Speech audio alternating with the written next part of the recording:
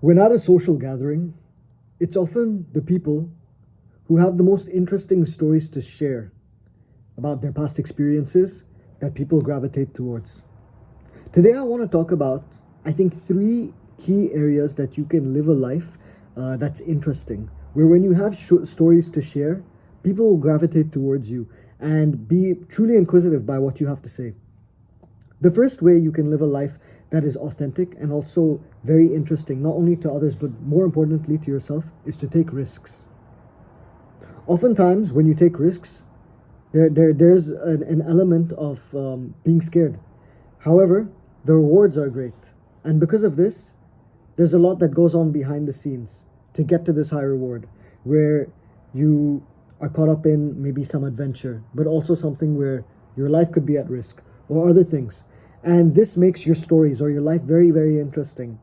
I know I have one friend who, whenever we're at a social gathering and there's a new person, he'd always be talking about his experience of driving solo through the outback of Australia, thousands of kilometers of no light, nothing at all, except for him, in the wilderness and pitch black. And he's talking about how he was so close to pretty much running on an empty tank, but just in time he was able to find help. Now, obviously, this was a high-risk situation, but he has a story that's worth sharing, that made his life interesting and also a story that's interesting for others. The second way you can live a life that's interesting and authentic is to be spontaneous. Take unplanned routes, and I don't mean this just literally, but also metaphorically. Do things that you hadn't planned to do before. Engage in new hobbies, in new adventures, in new pastimes.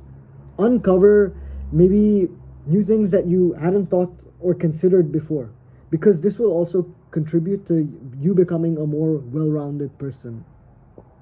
And finally, in line with being more spontaneous, a third thing you can do is try new things.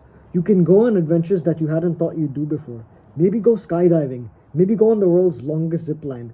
Have stories that are worth sharing, because along the way you'll also meet very interesting people with unique perspectives, which will also mold your impression of the world around you.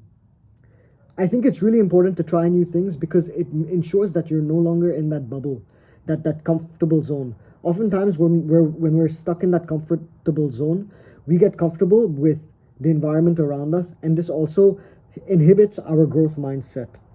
So it's very important to develop your mind as a means of trying new things.